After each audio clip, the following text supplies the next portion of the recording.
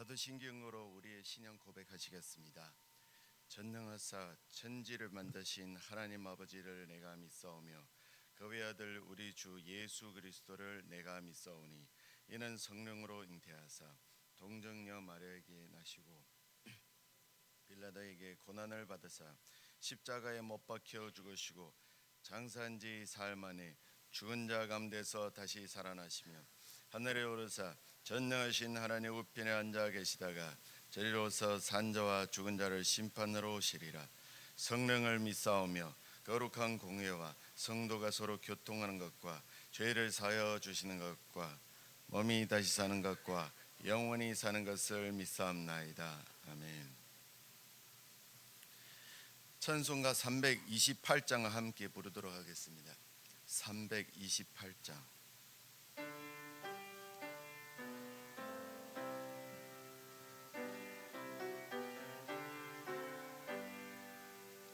너 주의 사람아 헛된 일 버리고 마음 고듣고 힘 다해 왕의 왕 섬기라. 너 주의 사람아 그날을 기다려 죄악의 범을 이기고 새 아침 맞으라. 너 주의 사람아 교회는 부른다. 할 일이 많고 많으니 다 나와 일하라. 너 주의 사람아 충성을 다하여 십자가 높이 들고서 발자취 따르라. 아멘. 오늘 우리가 함께 나눌 말씀은 열왕기상 4장 1절부터 19절의 말씀입니다. 4장 1절부터 19절 말씀입니다. 제가 가진 성경으로는 구약 516쪽입니다. 열왕기상 4장 1절부터 19절까지 말씀을 저와 함께 한 절씩 교독하신 후에 마지막 절은 함께 읽도록 하겠습니다. 솔로몬 왕이 온 이스라엘 왕이 되었고 그의 신하들은 이러하니라. 사독의 아들 제사장이요 시사의 아들 엘리호렙과 아히야는 서기관이요 아힐롯의 아들 여호사밧은 사관이요 여호야다의 아들 보나얀 사독과 아베의 아들은 제사장이요 나단의 아들 아사리야는 지방 관장의 두령이요 나단의 아들 사봇은 제사장이니 왕의 벗이요 아히살은 국내 대신이요 압다의 아들 아노니아는 노동. 솔로몬이 또 온 이스라엘 12지방 관장을 두매 그 사람들이 왕과 왕실을 위하여 양식을 공급하되 각기 1년에 한 달씩 양식을 공급하였으니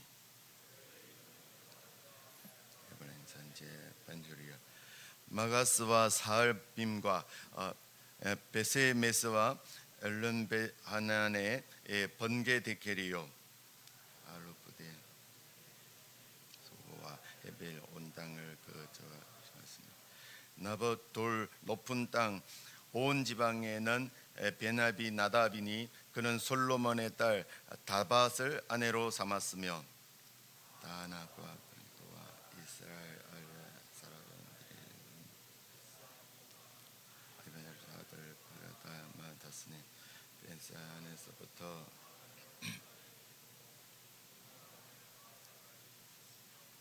길리앗 라못에는 번게벨이니 그는 길리앗에 있는 므낫세의 아들 야엘의 모든 마을을 주관하였고 또 바산 아르골 땅에 성벽과 높이장 있는 60개의 큰 성읍을 주관하였으며 납달리에는 아히마하스니 그는 솔로몬의 딸 바스맛을 아내로 삼았으며 아셀과 아로스 이사갈에는 바루아의 아들 여호사밧이요 베냐민에는 엘라야 아모리 사람의 왕 시혼과 바산 왕 옥의 나라 길르앗 땅에는 우리의 아들 게베린이 그 땅에서는 그 한 사람만 지방 관장이 되었더라. 아멘. 이른 새벽에 주님의 전에 올라오시면서 8분의 성도님의 1,000번째 예물을 드리셨고 한 분의 성도님께서 11조 예물을 드리셨습니다. 이른 새벽에 주님의 성전에 모인 우리 제일가족 여러분을 진심으로 환영하고 축복합니다. 열왕기상 3장부터 10장은 솔로몬의 부귀 영화와 성전 건축에 대하여 다루고 있는데 오늘 우리 보는 성경 말씀은 그 과정 가운데 포함된 사건을 말하고 있습니다. 하나님이 솔로몬의 1,000번째와 그의 지혜를 간구한 것에 대한 응답으로 솔로몬에게 탁월한 지혜를 주셨습니다. 이를 입증한 사건은 우리가 익히 아는 열왕기상 3장 16절부터 28절에 등장하는 두 여인의 친자 소송 판결 사건입니다. 이어서 오늘 말씀 본문은 솔로몬이 어떻게 행정 내각을 두었고 또한 어떻게 12행정구역을 분할한 후 각 구역별로 권장 위치에 누구를 두었는지에 대해 다루고 있습니다. 먼저 4장 1절부터 6절에서 솔로몬이 어떻게 이스라엘 왕국의 행정 내각을 두었는지를 다루었습니다. 솔로몬의 행정 내각은 각기 제사장, 서기관, 사관, 군사령관, 제사장, 지방관장의 두령, 왕의 벗, 국내 대신, 노동감독관 등으로 총 9가지 직임으로 구분하였습니다. 다윗의 행정 내각과 비교해 볼 때 다윗 왕조 시대는 거렛과 블레셋 사람들을 관장하는 장관의 직임이 폐지되었습니다. 두령과 국내 대신 2가지 직임이 신설되었습니다. 여기서 두령이란 7절 이하에 나오는 12관장을 총괄 관리하는 직임을 가리키며 국내 대신은 궁중 모든 살리를 관장하는 직임이라고 가리킵니다. 한편 다윗의 행정 내각에서는 군사령관이 가장 먼저 언급되는 반면에 솔로몬의 행정 내각에서는 제사장이 가장 먼저 언급되고 있는 것을 확인할 수 있습니다. 뿐만 아니라 제사장 직분이 3번이나 언급되어 신앙의 중요성을 부각하는 것을 확인할 수 있습니다. 이러한 차이를 둔 원인은 다윗 시대는 전쟁을 통한 영토 정복 시대로서 군사령관 위치가 아주 중요하였으나 솔로몬 시대는 평화의 시대로서 군사령관의 위치가 상대적으로 덜 중요하게 되었기 때문입니다. 뿐만 아니라 하나님 중심적으로 나라를 다스리는 신정 왕국을 세우고 본인은 하나님의 청지기로서 나라를 다스리는 대행자 역할을 하고자 하는 솔로몬의 하나님을 향한 신실한 신앙심을 보여줍니다.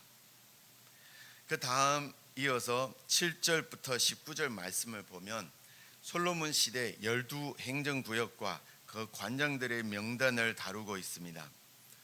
솔로몬은 전국을 우선 12행정구역으로 나누었습니다. 이런 행정구역은 기존 12지파의 경계를 구분하는 의미를 초월하는 개념으로 중앙정부와 각 지방정부 간 유기적인 관계를 만들기 위한 작업이 첫 단추였습니다. 그리고 또한 왕실 운영에 필요한 자금을 각 지방정부로부터 세금을 원활하게 징수하기 위한 것이기도 합니다.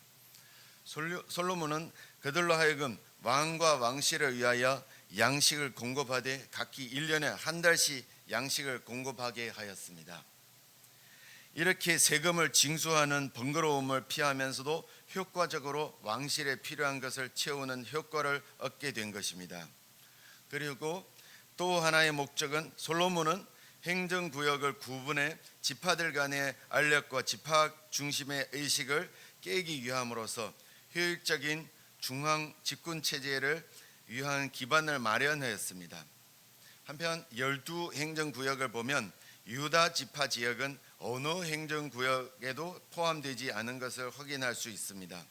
이는 아마도 솔로몬이 유다 지파 지역을 왕실 직속 관리하에 둔 까닭으로 해석됩니다. 하지만 이 부분 정책은 훗날 이스라엘 지파들이 불만을 갖게 되는 원인으로 작용하게 됩니다. 이를 통해 우리는 아래와 같은 교훈을 얻을 수 있겠습니다. 다시 1절 말씀으로 돌아가 보겠습니다. 솔로몬이 왕이 온 이스라엘 왕이 되었고 이 말씀을 통해 이제 완전히 새로운 시대가 펼쳐졌음을 확인할 수 있습니다. 이는 하나님께서 다윗과 솔로몬에게 약속하신 견고하고 영화로운 왕국이 드디어 성취됨을 나타내고 있습니다. 다윗 왕 시대에 나타난 이스라엘 내부 분열과 대조했을 때 솔로몬이 취임 때부터 온 이스라엘 왕이 된 것은 엄청난 의미가 있습니다. 과거에 사울이나 다윗 왕은 아주 적은 지역을 차지하며 왕이 되었습니다. 하지만 솔로몬 왕은 처음부터 온 이스라엘 왕이 되었습니다. 어떤 의미에서는 이렇게 한 번에 전 이스라엘 왕이 된다는 것은 시작부터 창대하여 좋아 보이긴 하지만 온전히 하나로 통치하기 쉽지 않는 부분도 있을 겁니다. 이 전체 국가를 통솔하는 사명을 감당하는 능력과 은사, 충분한 준비와 노력이 갖춰져 있다면 축복으로 이어질 수 있겠지만 그렇지 못할 경우 골치 아픈 저주거리가 될 수도 있는 것입니다. 하나님께서는 이러한 통일 왕국 시대에 그 시대에 걸맞는 지혜와 능력이 있는 자를 들어서 사용하신 것입니다. 그러므로 우리는 하나님이 많은 역할을 맡기지 않으셨다고 불만할 필요도 없고 맡겼다고 교만할 것도 없이 우리에게 부여된 그 부르심에 충실하게 대응하는 것만 신경 써야 합니다. 출애굽기에서도 유사한 사건이 있습니다. 이스라엘 백성을 애굽 땅에서 인도하여 가나안 땅으로 끌고 가는 일을 이 역할에 적합한 사람인 모세에게 하나님을 맡겼습니다. 그리고 긴 광야 생활을 지나 가나안 땅 입성을 두고 하나님은 모세를 데려가고 여호수아에게 리더십을 바톤 터치를 하였습니다. 그는 가나안 백성들과 싸워 약속의 땅을 정복하고 차지하는 일을 감당하기 위해 부름받았습니다. 다윗과 솔로몬도 마찬가지입니다. 다윗은 이스라엘을 통일시키는 역할을 감당했다면 솔로몬은 이렇게 통일된 이스라엘 나라를 더욱 강력한 한 조직을 갖춘 나라로 세우는 역할을 감당한 것입니다. 어찌 보면 아버지인 다윗 왕이 이스라엘 국가의 모든 기반을 다 닦아 놓았으니 솔로몬은 숟가락만 얹고 아무 할 일이 없는 것처럼 보이기도 합니다. 하지만 결코 그렇지 않습니다. 솔로몬은 비록 다윗과 같이 이스라엘 영토를 확장하고 나라를 통일시키는 역할을 부여받지 않았지만 그는 다윗이 세워놓았는 나라를 더 잘 관리하는 다스리고 발전시켜 나가는 시대적 임무를 자기 나름대로 부여받은 것입니다. 한마디로 다윗은 개척자 역할, 솔로몬은 이를 잘 다스리는 관리자 역할을 감당한 것입니다. 좀 더 들여다보면 하나님이 구약 시대의 모세와 여호수아, 솔로몬과 다윗을 각기 다른 역할을 사용하신 것과 같이 신약 시대에 할례받는 이스라엘 백성의 사도로는 베드로, 할례받지 못한 이방인의 사도로는 바울을 각기 택하여 그들을 준비시키고 키워서 결국은 크게 사용한 것을 확인할 수 있습니다. 이들 모두 제각각 하나님의 부르심을 받았고 그에 응하여 성실히 그 역할들을 감당함으로써 하나님의 복음 사역에 크게 쓰임 받게 되었습니다. 사랑하는 성도 여러분, 지나가고 또 새롭게 다가오는 세대 가운데 수많은 사람들이 존재하지만 하나님은 사역자와 성도들 모두가 각기 살아가는 삶의 현장과 상황 가운데 각자에게 부여된 각자의 사명과 맡기신 일들이 있다는 것을 잊지 마시길 바랍니다. 주님은 그분의 큰 그림 가운데 우리에게 기대하심이 있고 그 소명을 감당하도록 인도하십니다. 하나님이 개개인을 향한 부르심을 발견하시고 하나님의 소명에 응하시고 성실하게 감당하시기를 바랍니다. 우리도 역시 하나님의 부르심과 역할에 부응하기 위해 자신을 연마하고 노력하시길 바랍니다. 소명의 텃밭은 휘어지고 추수해야 할 것들이 많지만 정작 일할 사람이 없어서 하나님은 기다리고 있습니다. 우리 모두 하나님의 부르심을 발견하고 이에 적극 반응하고 순종하며 성실하게 그 사명을 감당하여 쓰임받고 축복받는 삶을 사시길 바랍니다. 우리 함께 기도하겠습니다. 하나님 아버지요, 오늘 말씀을 통해 솔로몬 왕이 온 이스라엘 왕이 오른 후 하나님을 경외하는 마음으로 여러 관직 가운데 제사장을 첫 자리에 두어 신정 통치의 정부 내각을 주재한 것을 통해 깨달음을 주셔서 감사합니다.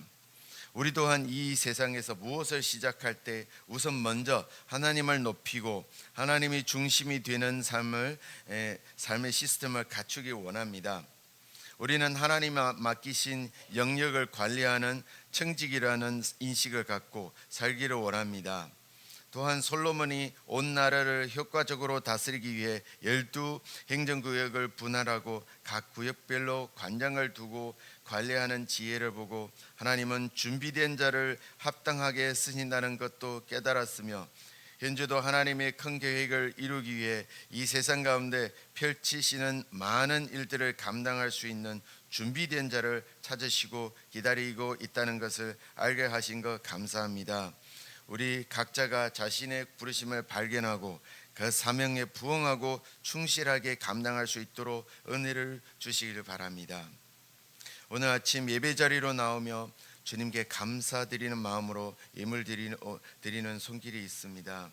주님께 감사하는 마음 기뻐 연락하여 주옵소서. 드리는 이 예물이 하나님께 상달되어 그들에게 충만한 은혜로 임하여 지게 하옵소서. 그들이 언제 주어진 일들을 넉넉히 감당할 수 있는 지혜와 능력을 부어 주옵소서. 모든 영광 하나님께 올려드리며 감사합시며 살아계신 예수님의 이름으로 기도드립니다. 아멘. 하늘에 계신 우리 아버지여, 이름이 거룩히 여김을 받으시오며 나라의 임하옵시며 뜻이 하늘에서 이룬 것 같이 땅에서도 이루어지이다. 오늘날 우리에게 일용할 양식을 주옵시고 우리가 우리에게 죄 지은 자를 사하여 준 같이 우리 죄를 사하여 주옵시고 우리를 시험에 들게 하지 마옵시고 다만 악에서 구하옵소서. 대개 나라와 권세와 영광이 아버지께 영원히 있사옵나이다. 아멘. 이 시간 함께 기도하기를 원합니다. 먼저 공동체의 기도 제목 가지고 기도하겠습니다. 이 땅의 우상과 죄악이 무너지고 하나님이 다스리시는 나라가 되게 하소서. 또한 입시와 취업을 준비하는 자녀들의 진로를 인도하여 주소서. 또한 교회 모든 봉사자와 직분자들이 선한 청지기로 충성하며 합력하여 선을 이루게 하소서. 또한 개인의 기도 제목과 말씀을 통해 깨달은 것들을 가지고 함께 기도하겠습니다. 기도하시겠습니다.